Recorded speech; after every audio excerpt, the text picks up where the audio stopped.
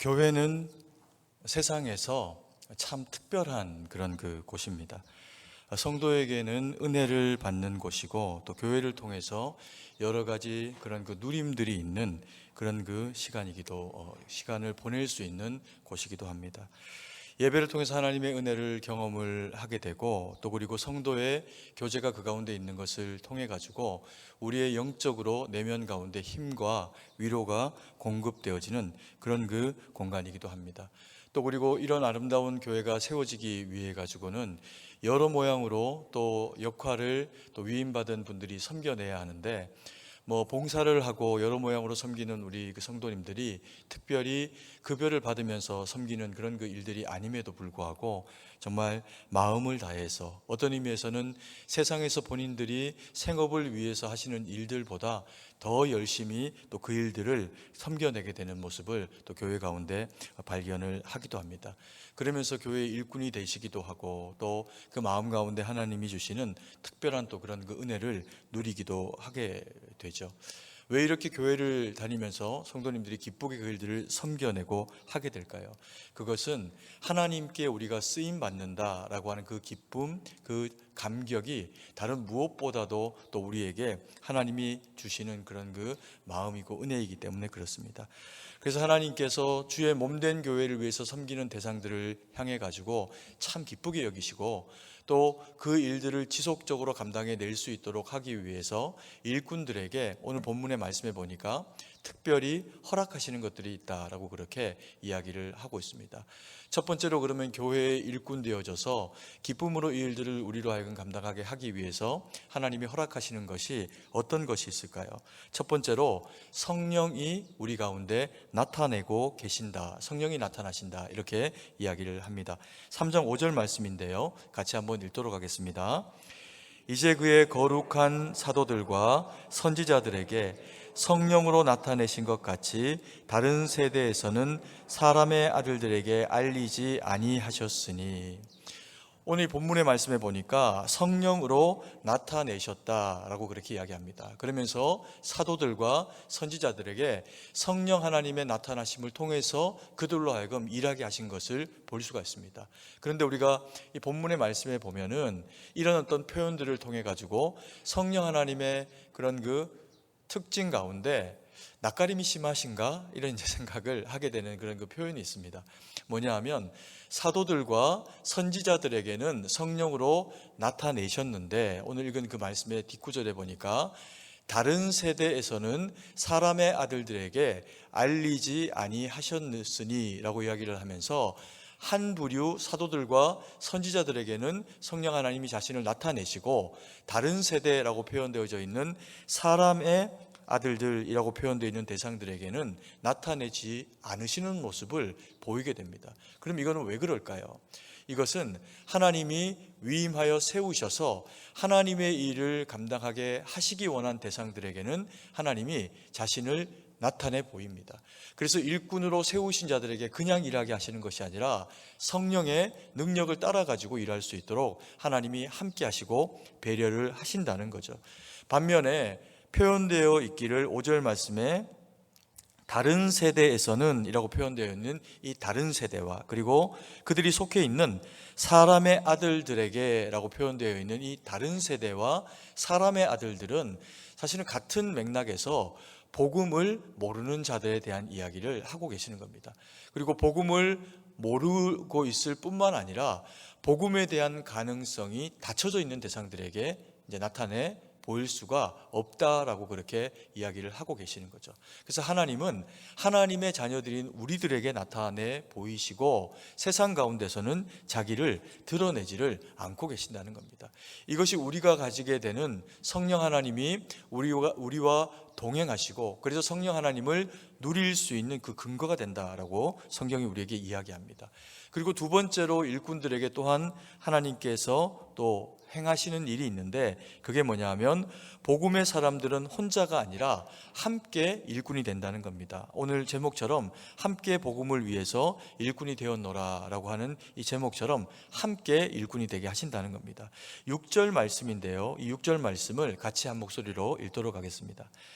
이는 이방인들이 복음으로 말미암아 그리스도 예수 안에서 함께 상속자가 되고 함께 지체가 되고 함께 약속에 참여한 자가 됨이라.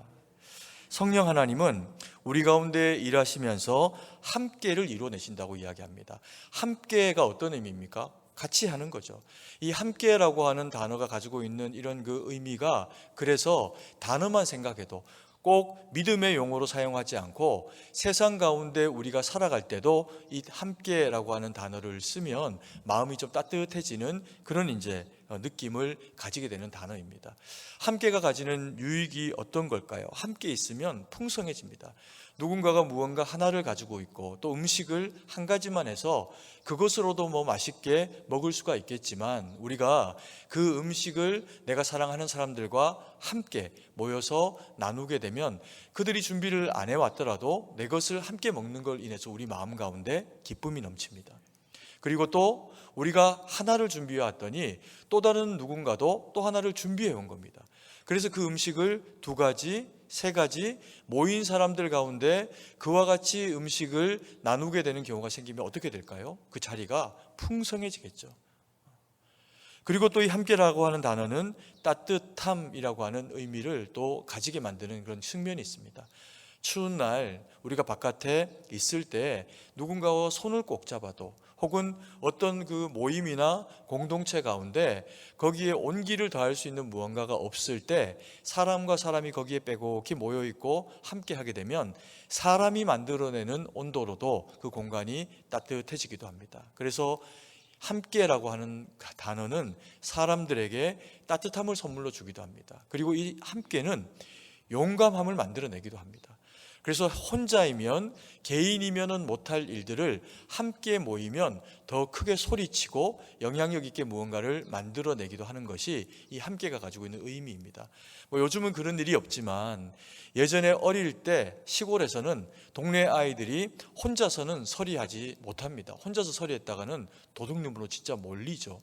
그런데 수박, 복숭아, 참외, 사과, 동네에 이제 그런 그 과수원들이 있으면 3, 4, 5 그 시절에는 아이들도 많았으니까 그 아이들이, 동네 아이들 그 또래들이 누군가 하나가 대장을 해주고 함께 모이면 혼자서는 못하는 일인데 과수원에 가서 수박도 하나 서리해오고, 그래갖고는 용감하게 그것을 먹으니까 더 맛있게 먹기도 하고, 그런 일을 권장할 수는 없지만 그런 일들이 있기도 했습니다.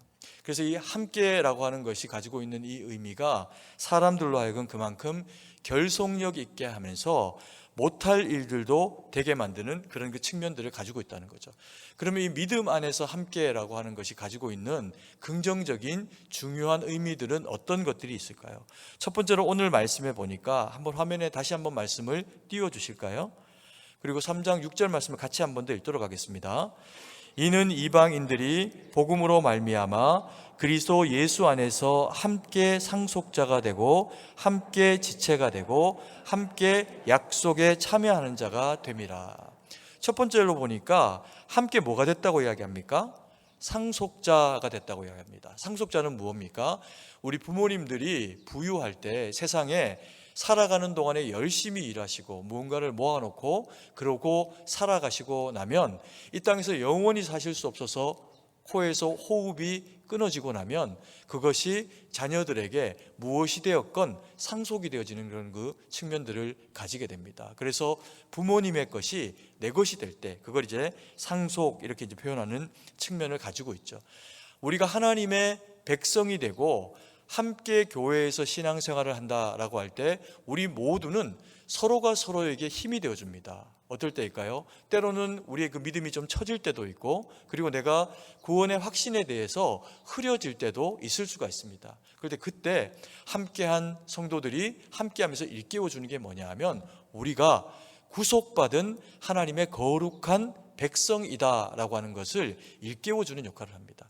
그러면서 우리가 이 땅 가운데 살아가는 동안에 자존감 있는 믿음의 백성으로 살아갈 수 있도록 교회가 함께 섬기고 돕게 되는 역할을 하게 되죠. 오늘 우리가 읽은 그 말씀의 6절 말씀의 초반에 보니까 이렇게 이야기합니다. 이는 이방인들이 복음으로 말미암아라고 이야기를 해서 우리가 예수 그리스도의 비밀, 십자가의 비밀, 지난주에 표현해드린 이 공공연하게 알려져 있는 이 구속의 비밀에 대해서 복음으로 우리가 이것을 받고 나면 하나님이 우리를 인치시고 그리고 우리를 예정하시고 택하신 성부 하나님의 그 사랑에 예수님은 십자가의 구속을 통해서 그것을 확정하십니다. 그리고 그 확정되어진 우리의 구원에 성령 하나님이 기뻐하심으로 참여하면서 우리가 상속자이다 라고 하는 것을 일깨워 주시면서, 그래서 날마다 예배마다 삶 가운데서 성령의 충만으로 우리 가운데 함께 하십니다.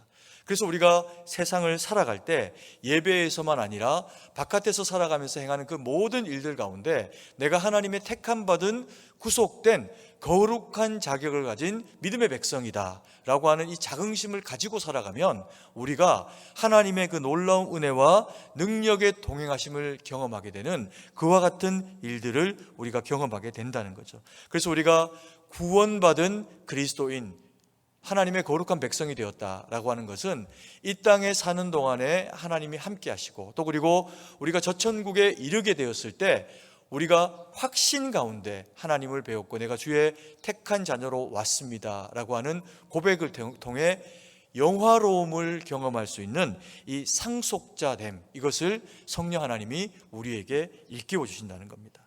그리고 또한 함께의 또 다른 측면을 보니까 함께 지체가 되고 몸이 되었다, 이렇게 이제 표현하게 되는 그런 측면을 가지고 있습니다.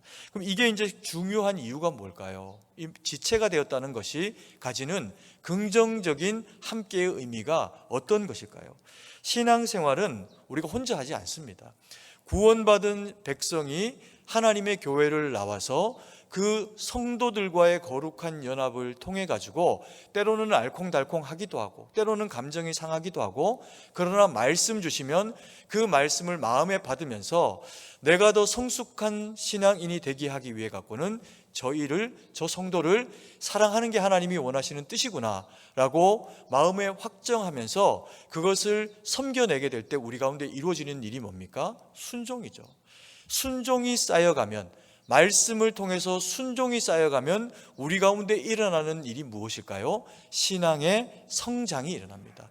그래서 이 신앙의 성장은 예수님을 믿는 것은 혼자도 충분히 믿을 수 있습니다. 누군가 잘 깨닫게 해주고 성경을 혼자 보고 무인도에서 혼자 살아가도 성경만 있으면 하나님의 믿음을 얻을 수 있습니다. 그러나 신앙의 성장이라고 하는 이 자라남은 교회라고 하는 하나님이 우리에게 함께 결속되어져서 묶어주신 이런 영적인 가족, 하나님의 권속이라고 표현되어지는 이 영적인 가족됨이 있지 않으면 신앙의 성장을 이루어내기가 참 어렵습니다.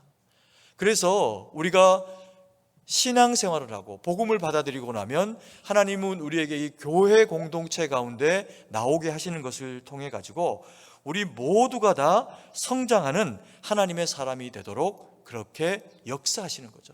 그래서 때로는 우리가 누군가를 전도하거나 혹은 내 옆에 있는 사람이 초신자인데 예배 가운데 은혜를 받고 그리고 또 그들이 영적으로 잘 세워져 가는 것을 보게 하시는 경우가 있습니다. 그러면 우리 마음 가운데는 어떤 마음이 생길까요? 도전이 되는 거죠. 영적인 건강한 의미에서의 질투가 우리 마음 가운데서 막 일어나게 합니다. 그래서 부흥하고 그래서 복음이 전해지는 교회의 그런 그 성도님들은 초신자가 자라나는 걸 통해 가지고 내가 영적으로 이루고 있으면 안 되지라고 하는 영적 각성이 하나님의 그 뜻 가운데 이루어지게 하시는 것을 통해서 그래도 많이 성장했는데 그 길을 통해서 더 성장할 수 있는 동기를 부여하신다는 겁니다. 그리고 또 반대로 믿음이 좋은 성도님을 바라보면서 믿음이 연약한 성도들은 저분의 인격과 저분의 믿음의 그 삶과 교회를 향한 헌신을 나도 좀 배우고 싶다, 나도 저분을 닮아서 저분 안에 있는 그리스도의 형상을 가지고 싶다, 이런 마음이 가지게 되죠. 그래서 건강한 교회는 함께 서로가 서로에게 도움이 되고 그리고 섬기는 대상들이 되어주면서 연약한 성도나 믿음으로 더 굳건히 서 있는 성도나 서로가 서로에게 유익이 되는 구조의 모습을 가지도록 하나님이 그렇게 이끌어 가신다는 겁니다. 그래서 이 함께는 교회 가운데서 성장을 이끌어낸다. 이것이 정말 중요한 그런 그 의미를 가지게 됩니다. 그리고 세 번째로 이 함께가 표현되어 있는 것을 보니까 후반절에 이렇게 이야기합니다. 예수 안에서 함께 상속자가 되고 함께 지체가 되고, 그리고 마지막으로 함께 뭐라고 이야기합니까? 약속에 참여한 자가 됨이라 이렇게 이야기합니다. 약속만 이야기해도 되는데 이 약속은 상속에 대한 이야기죠. 근데 이 약속에 대한 상속에 대한 부분을 참여 이렇게 표현하고 있습니다. 그러면 이것은 우리에게 어떤 의미를 가지는 걸까요? 이 약속은 참여를 이끌어냅니다. 약속을 받았으니까, 약속하셨으니까 참여한다는 겁니다. 우리가 교회의 구성원이 될 수 있는 자격을 하나님이 약속하셨으니까, 나를 구속하셨으니까 이루어지고, 그리고 하나님도 우리와 동행하시고 함께 하시기로 약속하셨으니까 주님도 우리의 신앙생활에 어떻게 하실까요? 참여하신다는 겁니다. 그래서 상속자가 물론 이 땅에서도 그리스도인의 거룩한 구속받은 자로서의 그 자긍심만 가져도 이 땅에서 힘있게 살아가는 그와 같은 능력이 되지만, 이 상속이라고 하는 것이 가지는 그 유익이 뭐냐면 이 땅의 삶이 모든 것이 아니다. 이 땅에서 때로는 힘겹고 어렵고, 그리고 남보다도 부유하지 못하고 남보다도 연약한 모습 가운데 살아가는 삶이 될 수 있다고 하더라도, 하나님이 우리의 누군가를 바라보시는 이 가운데 어떤 누구도 부유하다고 혹은 명예가 있다고 더 가치를 인정하시는 게 아니라, 구속하신 우리에게는 모두가 다 영혼의 그램수를 똑같이 우리에게 공평하게 대하시면서 너로 족하다, 네가 귀하다, 네가 이 자리에 함께해서 상속자 된 것이 나는 너무 기쁘다, 그렇게 우리를 여기신다는 겁니다. 그래서 그 상속자됨의 자격을 가진 것만으로도 너무나도 약속으로 우리에게 값진 것이지만, 이 참여라고 하는 게 어떤 의미입니까? 동행하시는 겁니다. 하나님이 우리와 임재를 통해 동행하시고, 우리가 임재하신 그 하나님과 더불어 함께 살아가는 겁니다. 그래서 이 참여는 이 땅을 살아가면서 거룩한 상속자된 백성들이 누리고 살아갈 수 있는 근거요, 하나님이 우리와 함께 하신다고, 그래서 뭐라고 표현합니까? 약속이라고 참여를 표현하고 계신다는 겁니다. 이것에 대해서 성경에 예로 등장하는 가장 우리가 쉽게 떠올릴 수 있는 대상이 누굽니까? 성경 많이 몰라도요, 혹은 교회를 처음 나오시는 분들도 많이 들어서 알고 있는 대상이 있습니다. 믿음의 조상 아브라함입니다. 믿음의 조상 아브라함은 갈대아 우르에서 하나님이 불러내셔가지고 그 허리에서, 그를 통해서 믿음의 역사를 써내려 가십니다. 그렇기 때문에 귀한 대상이기도 하지만 그는 모든 믿음의 사람들에게 모범이 됩니다. 이렇게 살면 하나님 앞에 복을 받고, 때로는 이렇게 하면 어려움에 처한다 라고 하는 것에 대한 귀중한 예가 되어줍니다. 우리에게 어떤 예가 되어줄까요? 약속에 참여한다라고 하는 것이 뭔지를 인생을 통해서 설명하고 가르쳐줍니다. 그가 우리에게 보여준 그런 그 참여됨의 첫 번째가 뭐냐면, 하나님이 동행하신다라고 하는 것을 참여의 의미로 우리 가운데 설명해 줍니다. 그는 멀쩡하게 갈대아 우르에서 잘 살아가고 있었습니다. 친척들과 함께 살아가고 거기에서 특별히 부족함 없이 살아갔던 것 같습니다. 그런데 하나님께서 별안간 어느 날 그를 말씀하시면서 갈대아 우르에서 이끌어내십니다.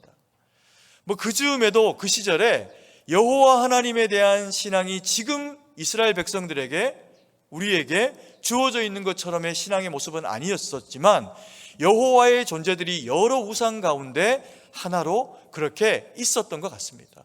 그런데 놀랍게도 그 흐릿한 영적인 세계 가운데 함몰되어져서 살아가고 있던 아브라함에게 천지를 지으신 하나님이 영혼의 귀에 말씀하십니다. 일어나라, 친척 아비의 집을 떠나라. 그래서 그는 일어나서 길을 떠납니다.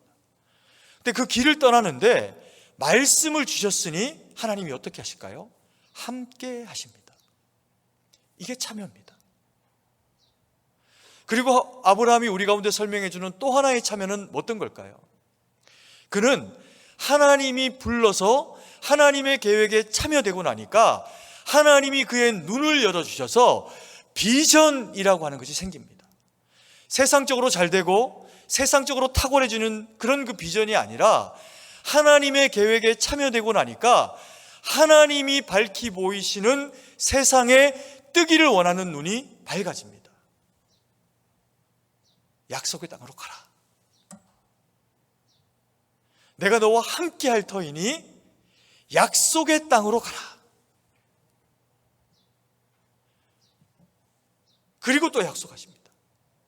내가 참 하나님 되고 내가 너에게 참신이 됨의 증거를 하나 너에게 보여줄까? 텐트에서 나와라.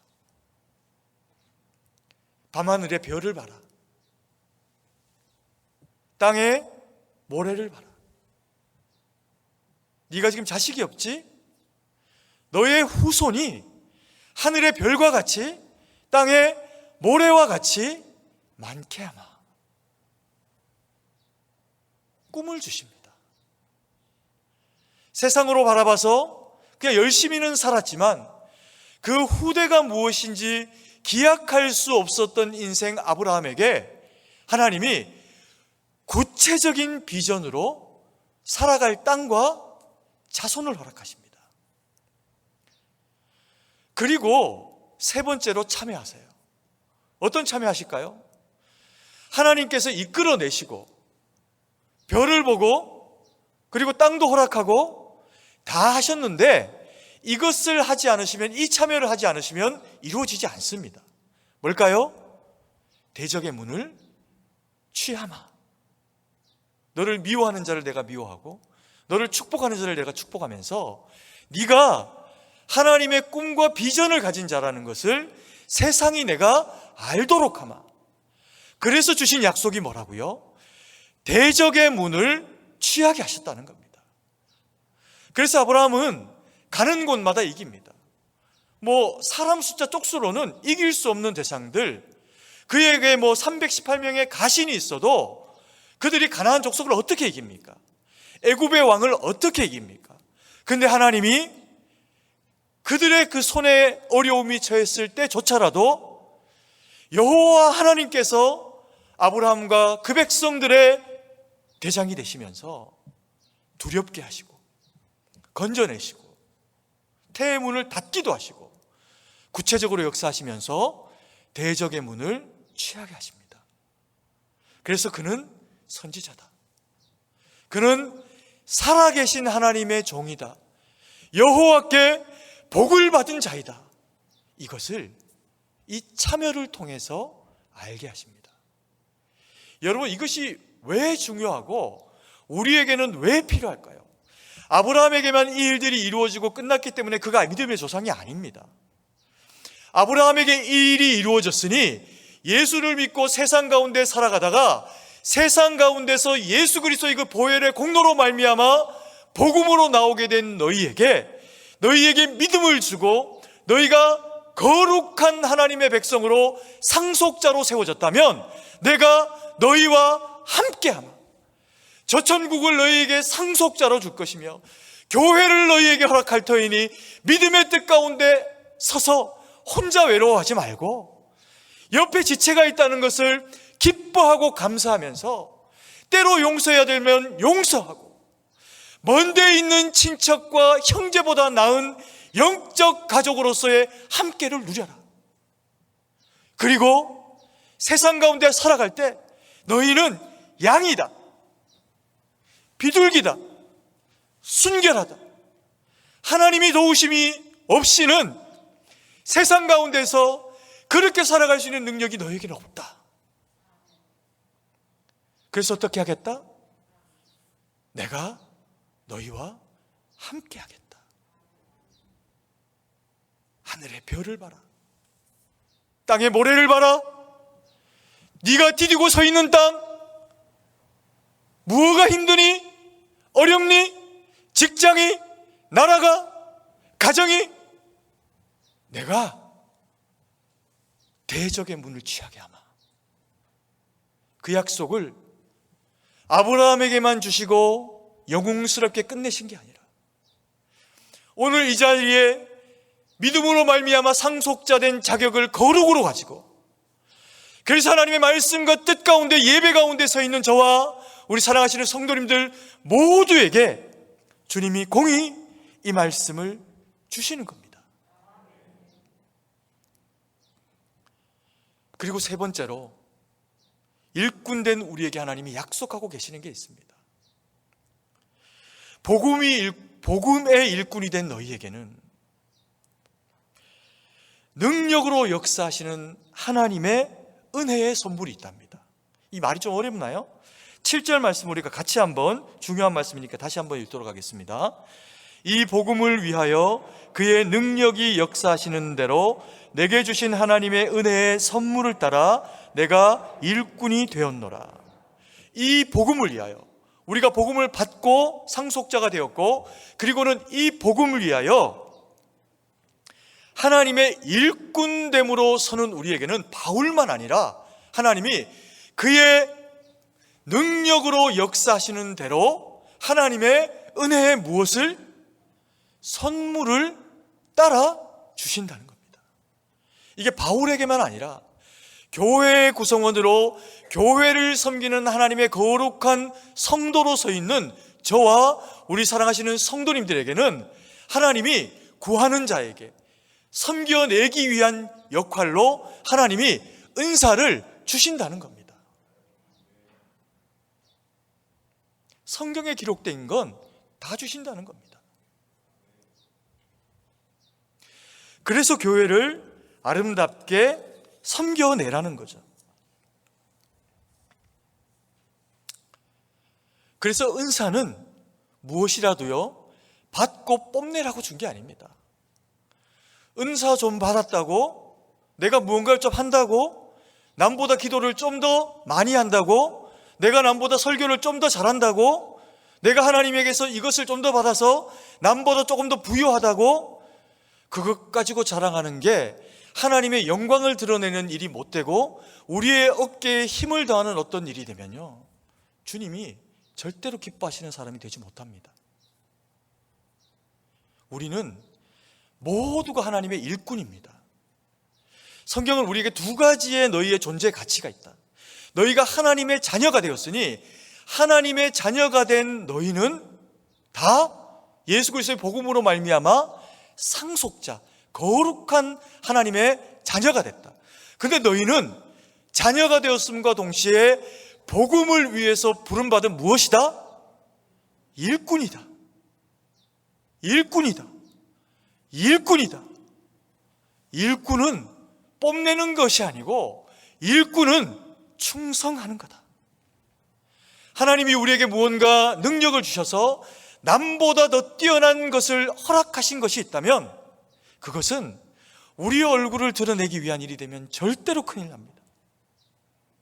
반드시 하나님 앞에 쓰임받는 일꾼으로 설 수 있도록 주님께만 영광 돌려야 됩니다. 물론 우리가 이런 거 있습니다.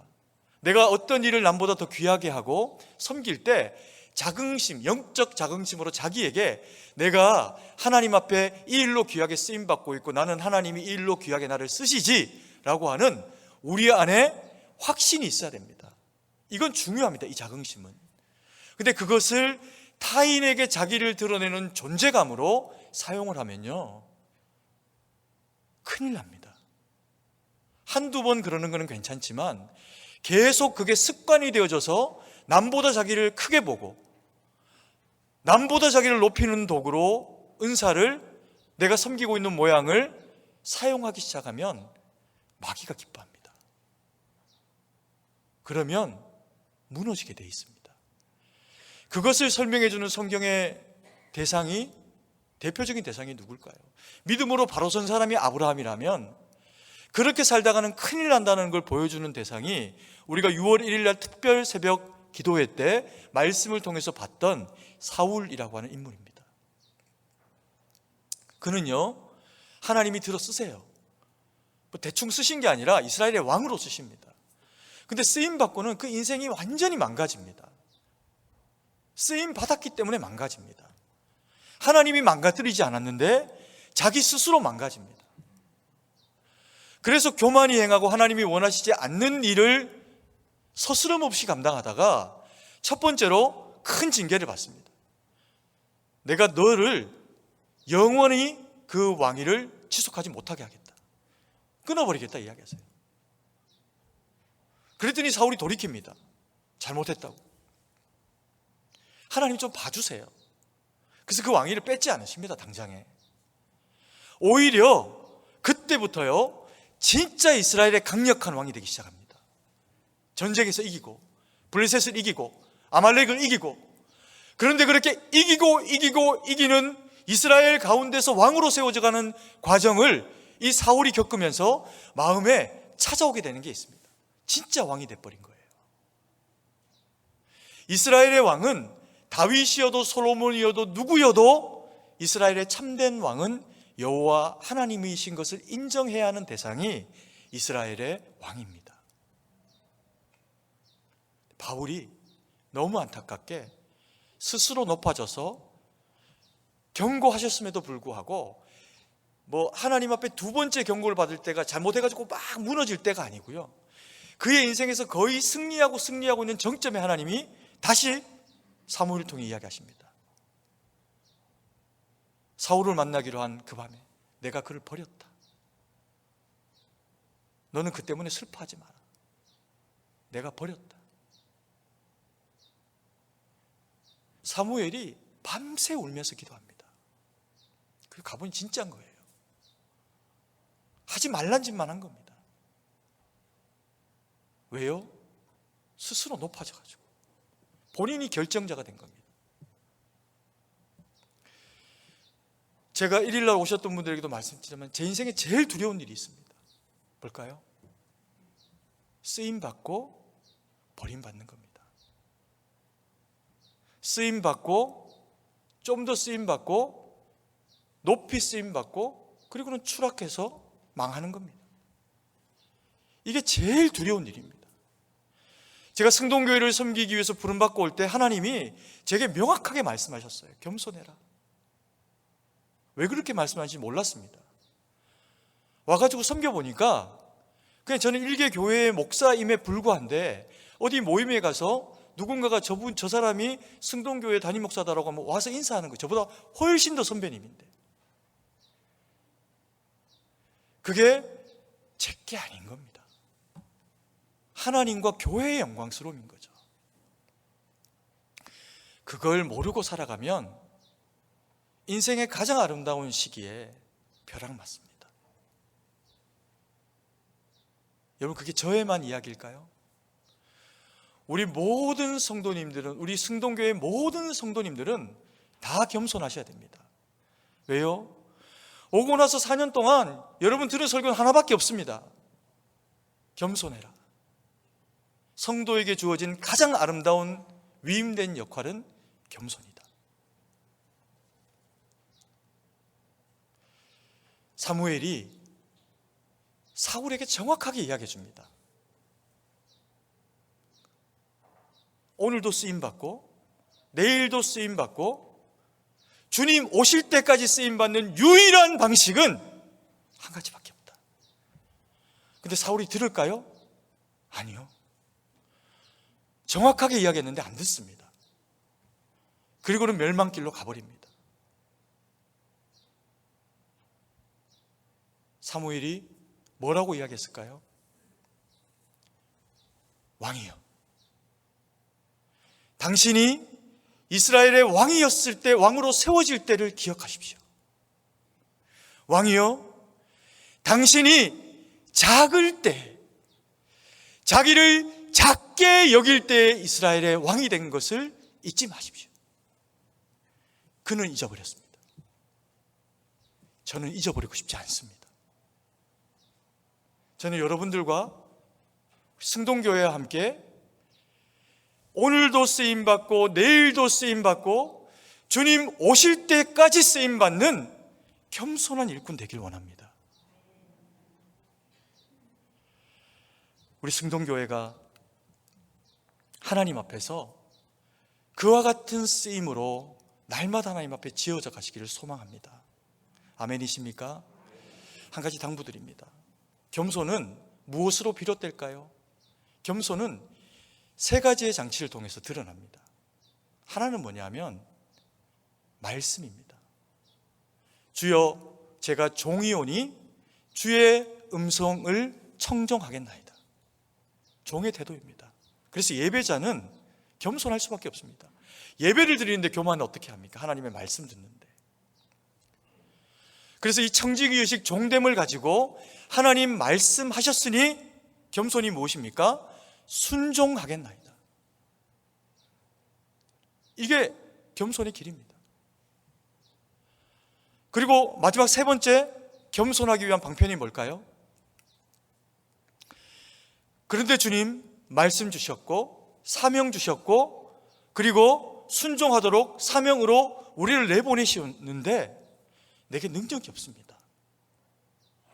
능력이 있어서 주님의 이 일을 내 마음대로 해도 큰일입니다. 하고 나면 교만해질 테니까. 그래서 가장 겸손한 사람은 기도하는 사람입니다. 태도로서의 겸손. 여러분, 오늘 우리 권사님이 이렇게 독주로는 이제 또 아쉬울 수 있지만 오늘 바이올린 연주를 하시는데 저는 그런 마음이 들더라고요. 우리 권사님이 정말 귀하신 것은 실력이 있는데 겸손하신 겁니다. 이게 쉽지 않습니다, 여러분.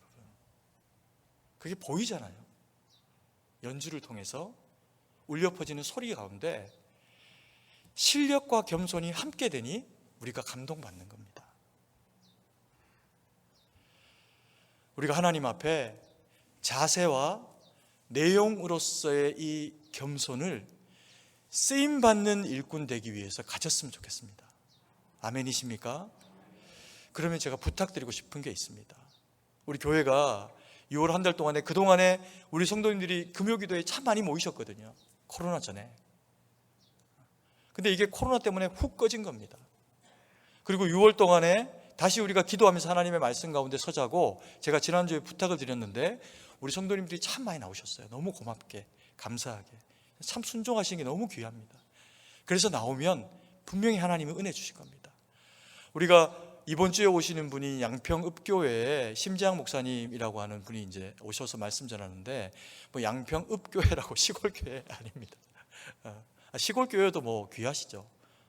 양평에서 되게 부흥하고 있는 교회에 귀한 목사님이 오셔가지고 말씀 전하고 또 우리로 기도할 수 있는 그런 그 동력을 갖게 됩니다. 그래서 제일 겸손한 거는 기도하는 자다. 그리고 주님이 주시는 힘으로 해야 내일도 하고 또 겸손해질 수 있다. 우리가 그것을 마음에 새기면서 오늘 금요일에도 꼭 나오셔서 말씀 받고 기도하고 하나님의 일하심을 경험하는 저와 우리 사랑하시는 성도님들 되기를 간절히 소망합니다. 기도드리겠습니다. 사랑의 아버지 하나님, 은혜와 사랑을 감사드립니다. 하나님 주신 말씀 마음에 새기고 아버지 하나님, 우리가 두려움으로 경외함으로 주님의 인도하심을 바라봅니다. 하나님, 참으로 오늘 우리에게 너무나도 귀한 말씀 주셔서 우리가 주의 상속자됨 알게 하셨고 혼자 되는 상속자 아니라 함께하는 교회를 통한 상속자 되게 하셔서 외롭지 않도록 두렵지 않도록 믿음으로 용감하도록 저희를 그렇게 세워주시니 감사드립니다. 아버지 하나님뿐만 아니라 늘 날마다 주의 일은 주님이 주시는 능력으로 하고 주의 주시는 능력으로 했으니 내 이름 석자 걸지 않을 수 있도록 하나님께서 우리 가운데 늘 겸손으로 은혜의 능력으로 채우시고 함께하여 주시옵소서.